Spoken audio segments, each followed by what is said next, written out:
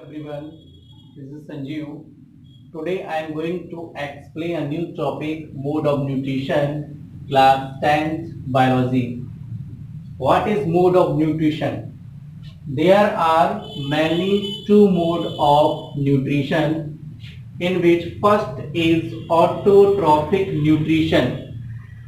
Here the word auto means self, troph means food, means ऐसे organism जो अपने body में खुद फूड को सिंथेसाइज कर सकते हैं, ऐसे ऑर्गेनिज्म को या इस तरीके के न्यूट्रिशन को हम लोग ऑटोट्रॉफिक न्यूट्रिशन कहते हैं, जिसमें प्लांट,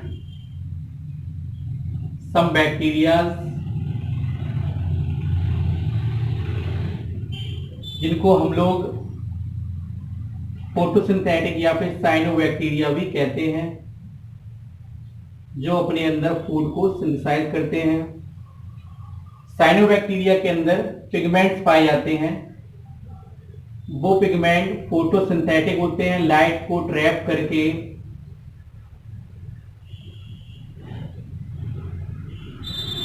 फूड प्रिपेयर करते हैं। प्लांट के अंदर हम सभी को पता है, प्लांट के अंदर क्या होता है, एक पिगमेंट होता है क्लोरोफिल, जो सोलर एनर्जी को ट्रैप करके उसको केमिकल एनर्जी में बदलता है। उसको हम लोग पढ़ेंगे फोटोसिंथेसिस में। ये ऑटोट्रॉफिक न्यूट्रिशन है। नेक्स्ट टाइप है आपका हेटेरोट्रॉफिक न्यूट्रिशन।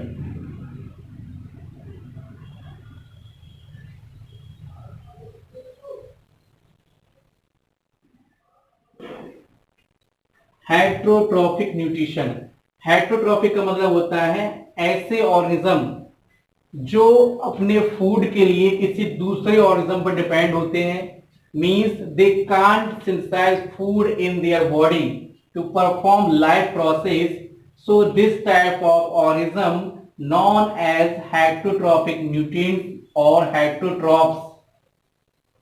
ऐसे ऑर्गेनिज्म जो अपनी बॉडी में फूड नहीं बना सकते हैं, उनको हम लोग हेटेरोट्रॉफ्स कहते हैं, ऐसे ऑर्गेनिज्म को। और इस तरीके की प्रोसेस हेटेरोट्रॉफिक न्यूट्रिशन कहलाती है। हेटेरोट्रॉफिक न्यूट्रिशन के टाइप्स हैं, जिसमें सैप्रोफिटिक, इसको सैप्रोटॉफ भी कहते हैं, parasitic,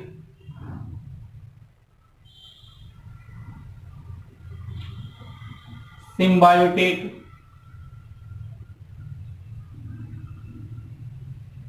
holozoic nutrition.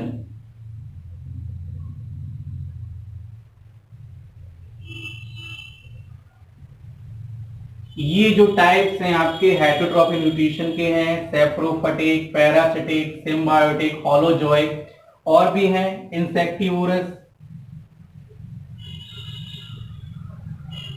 Insectivorous nutrition. ये आपके टाइप्स हैं हेटेरोट्रॉफिक न्यूट्रिशन के।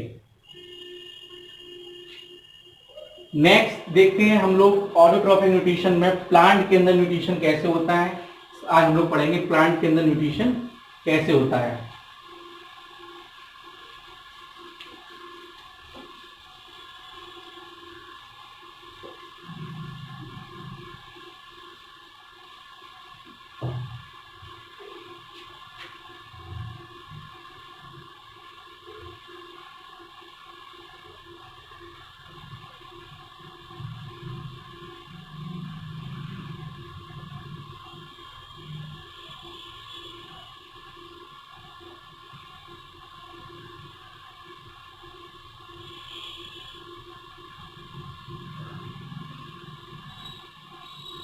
This is the simple diagram of a plant.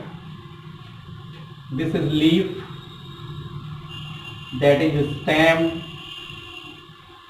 root. Mainly three main parts in plant: leaf, stem and root, root, stem and leaf. And this is flowers. ये flower है।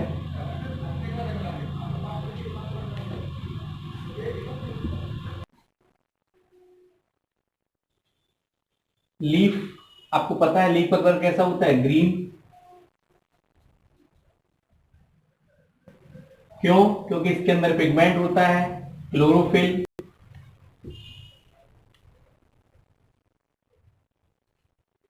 जो कि leaves को green colour देता है। Plant photosynthesis कैसे करते हैं या प्लांट के अंदर ऑटोट्रॉफिक न्यूट्रिशन कैसे होता है? ऑटोट्रॉफिक न्यूट्रिशन में हम लोग पढ़ेंगे photosynthesis means nutrition in plant. इसमें क्या है, प्लांट को फोटोसिंथेसिस करने के लिए कुछ बेसिक रिक्वायरमेंट्स होती हैं। वो बेसिक रिक्वायरमेंट्स क्या हैं?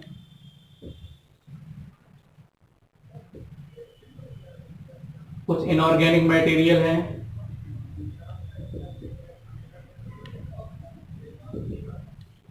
जैसे कि CO2, H2O, ये क्या है? इनऑर्गेनिक मटेरियल है। क्लोरोफिल की नीड होती है,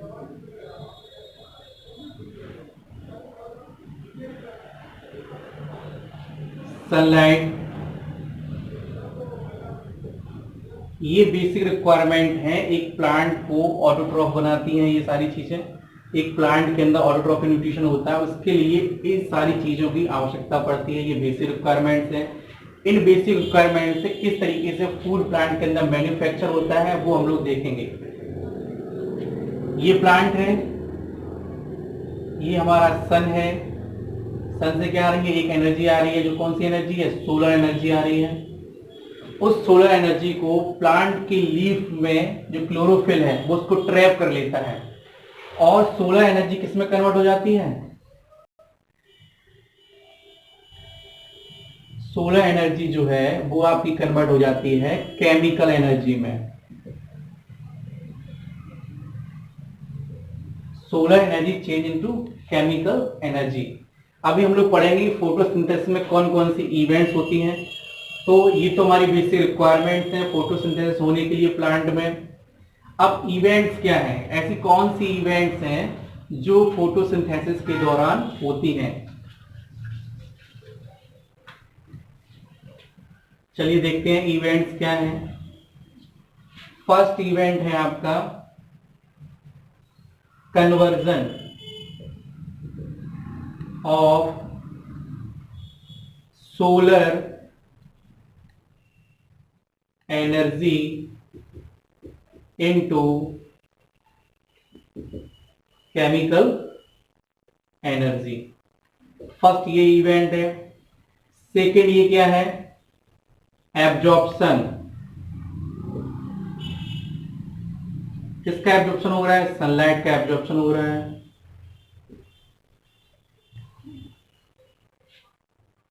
थर्ड इवेंट क्या है? रिडक्शन।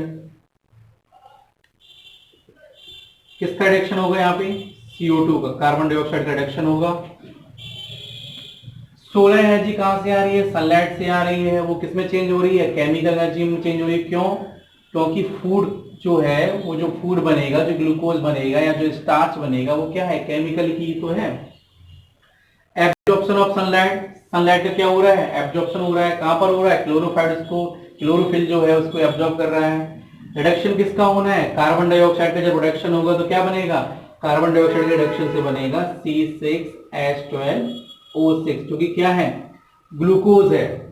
तो ये इवेंट्स हैं जो कि फोटोसिंथेसिस में होंगी। अब हम लोग देखेंगे कि फोटोसिंथेसिस की रिएक्शन क्या है। फोटोसिंथेसिस रिएक्शन क्या है इसके बारे में हम लोग देखेंगे।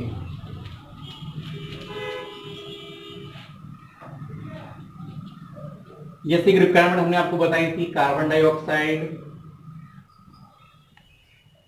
वाटर,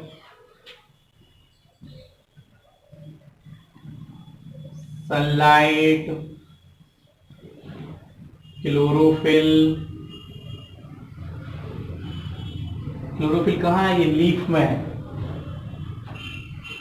जब ये रिएक्शन होगी तो कुछ प्रोडक्ट बनेंगे, क्योंकि यहाँ पर ये क्या है? रिएक्टेंट है। यहाँ पर क्या बनेगा? प्रोडक्ट बनेगा। तो प्रोडक्ट बनेंगे आपके C6H12O6। ये क्या है आपका? ये ग्लूकोज है। और क्या होगा? आपको पता है प्लांट जब फोटोसिंथेसिस करते हैं तो CO2 को वो एब्जॉर्ब कर रहे हैं और रिलीज क्या कर रहे हैं? एक important gas, life giving gas वो रिलीज करते हैं। वो क्या है आपकी? ऑक्सीजन है। ठीक है, बात करते हैं कि इसकी रिएक्शन हमारी बैलेंस है कि नहीं, तो देख लेते हैं रिएक्शन बैलेंस है या नहीं है। यहाँ कार्बन कितना है 6 है, तो यहाँ पर हम मल्टीप्लाई बाई 6 कर देंगे। कार्बन तो बैलेंस हो गया है, लेकिन ऑक्सीजन बैलेंस नहीं है, क्योंकि ऑक्सीजन यहाँ पे कितना है 6 2 12 और यहाँ पे ऑक्सीजन कितना है 6 और 2 8 है। तो क्या करते हैं हम लोग, हाइड्रोजन को भी देखते हैं, हाइड्रोजन कितना है यहाँ पे 12, जबकि यहाँ 2 है, तो यहाँ 6 से मल्टीप्लाई कर देते हैं हाइड्रोजन को। तो हाइड्रोजन 12 हो गया, 6 2 12 हो गया। कार्बन हमारा 6 है, हाइड्रोजन हमारा 12 इधर भी हो गया, इधर भी 12 हो गया, इसका मतलब ये बैलेंस है। अब बात करते हैं केवल ऑक्सीजन की, तो 6 2 12, 12 और 6 18, यहाँ 18 जो आपके लेफ्ट हैंड साइड में कितने ऑक्सीजन है, लेफ्ट हैंड साइड में आपके 18 ऑक्सीजन है, जबकि अगर हम राइट हैंड साइड में देखते हैं तो वहां पे जो ऑक्सीजन है वो 6 और 2 8 ही है। तो कितने के मल्टीप्लाई कर, इधर हम 6 से मल्टीप्लाई कर देते हैं, तो इधर भी हमारे ऑक्सीजन कितने हो जाएंगे 18 हो जाएंगे, 6 2 12 और 6 18। तो ये हमारी फोटोसिंथेटिक रिएक्शन है। ये हमारे इसके क्या प्लांट ने क्या बनाया, ग्लूकोज बनाया है। कहीं कहीं इसको स्टार्च भी लिखा रखा है, तो स्टार्च का जो फॉर्मूला होता है C6H10O5 और N, ये N क्या है पॉलीमराइजेशन है। मींस इसमें से अगर ग्लूकोज में से हम लोग H2 मॉलिक्यूल को रिलीज कर देते हैं, C6H12O6 से अगर हम लोग एक H2O को मॉलिक्यूल रिलीज कर देते हैं, हटा देते हैं, तो फिर यही फॉर्मूला आएगा, जो कि अगर यहाँ पर N लगा देते हैं तो इसका मतलब है कि यही C6H10O5 बहुत सारे इसके मॉलिक्यूल्स हैं, पॉलीमराइजेशन हुआ है और उसने क्या मिलकर बनाया है, स्टार्च बनाया है। तो प्लांट के अंदर जो रिजर्वोयर रहता है, प्लांट जो अपने अंदर फूड को स्टोर करते हैं, वो किस फॉर्म में होता है, स्टार्च के फॉर्म में होता है। उस स्टार्च को हम लोग खाते हैं तो वो किसमें टूटता है, ग्लूकोज में टूटता है। ग्लूकोज पर जब रेस्पिरेशन होता है तो उससे कार्बन डाइऑक्साइड, वाटर और एनर्जी 30 ATP हमको मिल जाते हैं। उसको हम लोग नेक्स्ट लेक्चर में पढ़ेंगे। इसमें हम लोगों ने पढ़ा फोटोसिंथेसिस किसके अंदर होती है, प्लांट के अंदर वो होती है, उसको हम लोग वाटर ऑफ न्यूट्रिशन इसलिए कहते हैं। रिक्वायरमेंट्स क्या थी, कार्बन डाइऑक्साइड, वाटर, ये इनऑर्गेनिक मटेरियल्स हैं, सनलाइट, क्लोरोफिल, ये नीड थी, उसकी बेसिक नीड्स थी। क्या इवेंट्स थी, conversion of solar energy into chemical energy, ये थी इवेंट्स हैं। एब्जॉर्प्शन ऑफ सनलाइट हो रहा है, रिडक्शन ऑफ कार्बन डाइऑक्साइड हो रहा है। कैसे रिडक्शन हो रहा है, यहाँ कार्बन डाइऑक्साइड, अब यहाँ पर इसके साथ क्या जुड़ गया है, हाइड्रोजन जुड़ गया है। तो ये क्या है, कार्बन डाइऑक्साइड में हाइड्रोजन का जुड़ना क्या होता है, रिडक्शन। तो यहाँ पर ये क्या है, CO2 का रिडक्शन है। और ये जो ऑक्सीजन आपको जो मिल रही है ना, ये ऑक्सीजन कहाँ से आ रही है, ये H2 मॉलिक्यूल का स्प्लिटिंग होता है तब आपको ऑक्सीजन मिलती है। ये CO2 की ऑक्सीजन नहीं है, ये ऑक्सीजन जो मिल रहा है वाटर के मॉलिक्यूल का स्प्लिटिंग होने से आपको यहाँ पर ऑक्सीजन रिलीज हो रही है। आज के इस लेक्चर में हम लोग इतना ही पढ़ेंगे। कल हम लोग पढ़ेंगे heterotrophic nutrition and there types. Thank you everyone.